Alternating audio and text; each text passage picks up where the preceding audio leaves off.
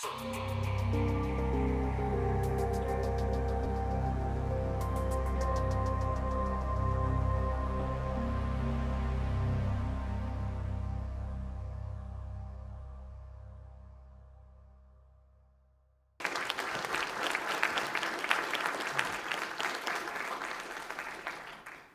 talk is about living life as it should be.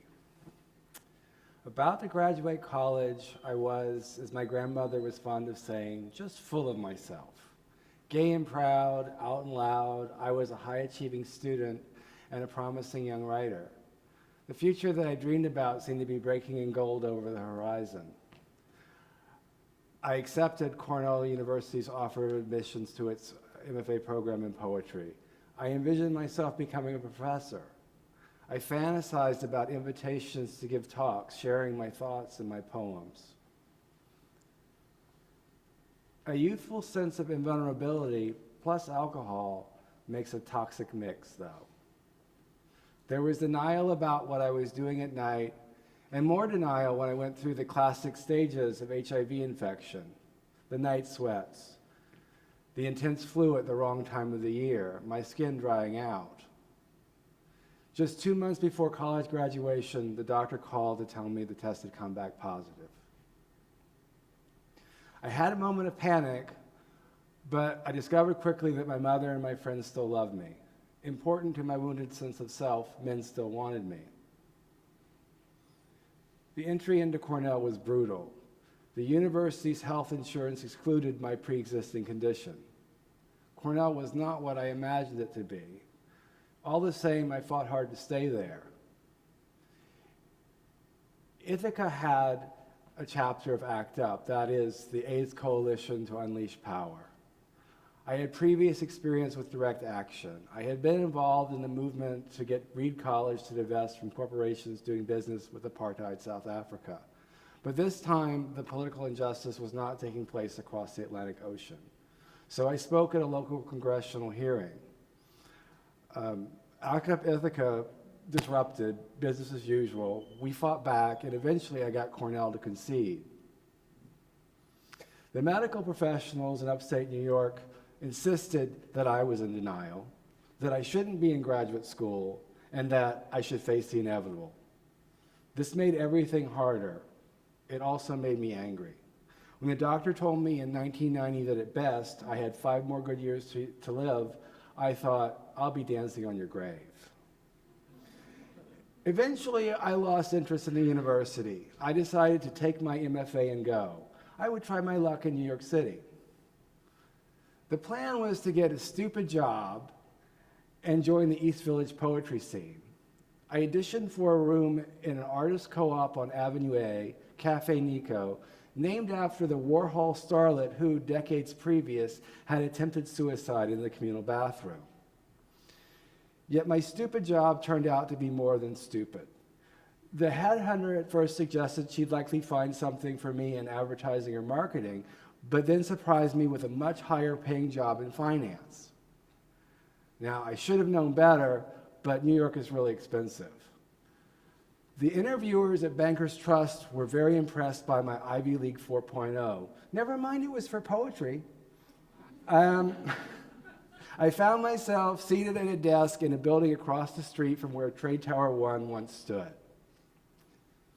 Bankers Trust compromised my enjoyment of Cafe Nico and the bohemian life. The hours were too long. My coworkers were central New Jersey suburbanites whose cultural life appeared limited to talking about what happened on last night's sitcoms. Wall Street's business was unspeakably ugly.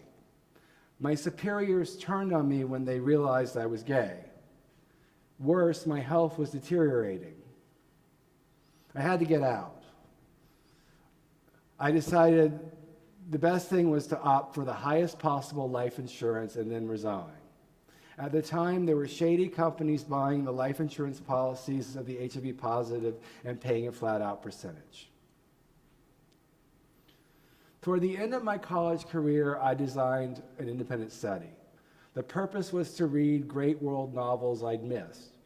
One of these novels was Don Quixote. Maddest of all, to see life as it is and not as it should be. My health was iffy after New York, but I didn't give up. I started applying to PhD programs. I spent some time at my mother's, teaching myself German, having gained French fluency in college. I went back to New York on disability. My friend Wilson was there for me when I was too sick to get out of bed and when the nurses came to his apartment to put in the IV. The University of Washington experience began miserably. I had to withdraw from classes after 2 months to have major surgery. The problem was that my body was eating its blood platelets and the spleen had to be removed. The recovery was excruciating. I feared I'd never be well enough again. For reasons that have yet to receive adequate medical explanation, my health rebounded exponentially. The protease inhibitors would come later, but I was already full force ahead. I had lost my fear of death, but in the mid-1990s, I couldn't take anything for granted. Carpe diem was the imperative, to the farthest extreme in the greatest intensity. I couldn't settle for the slapdash or the second best. There could be no compromise. I loved UW, but I didn't want to rest comfortably in Seattle. A crucial part of my graduate education involved study abroad. I spent a summer immersed in Vienna's gay culture, taking intensive German. I got a graduate scholarship to study in France, and in the end, it was difficult to leave my sweet French boyfriend, Alexander, behind.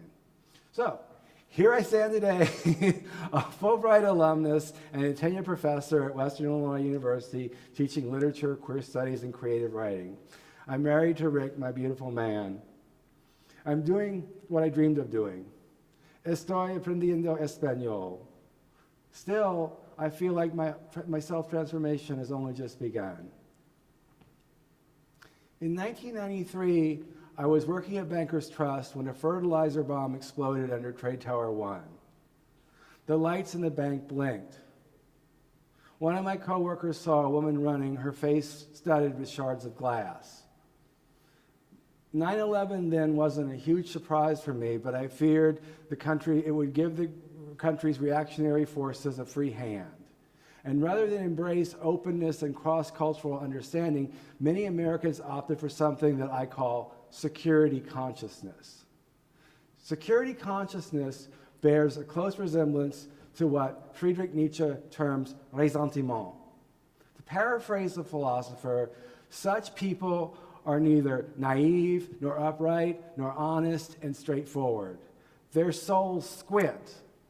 Their spirit loves hiding places, secret paths, and back doors. Everything covert entices them to their world, their security. When security consciousness becomes a national ideology, the horizon clenches hard. The ultra-rich powers that be also used the financial crash of 2008 to achieve their ends. Part of the agenda today is depriving students, particularly those of color, the working class, the underprivileged, of the quality education I was so fortunate to receive. Yesterday, I fought for gay rights and for HIV treatment. Today's students must take up the fight for their education. We should look at students in places like Chile and Quebec for examples of what happens when students mobilize. Don't let our public universities be turned into Votech institutes. Don't shut poor kids out and rebuild white supremacy. Don't let yourself get trapped in 99 jobs where you could be fired at any moment, where you have no voice and no options, where you might as well be dead. Don't let them squint your soul. Take courses that matter to you. It's not that you learn a particular craft or technology, it's that you learn, how to adapt to new challenges, how to keep growing all of your lives. I'd like to circle back to the beginning of this talk and finish with one of my published poems, How the Nightingales Lost Their Hands.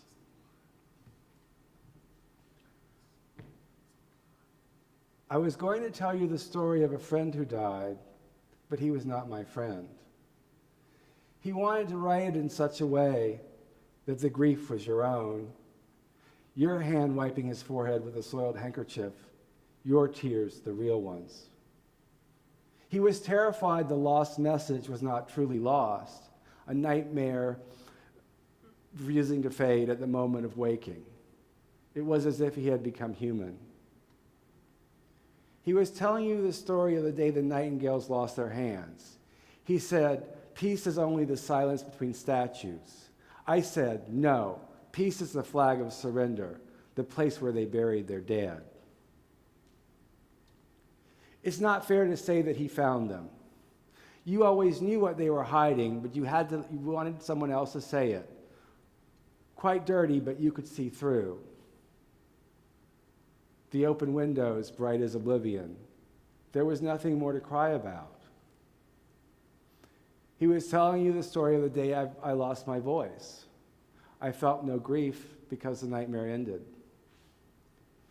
It was as if you had died, your humanity, the real one. There was nothing more to write about. I wanted to hold him, but I found I had no hands.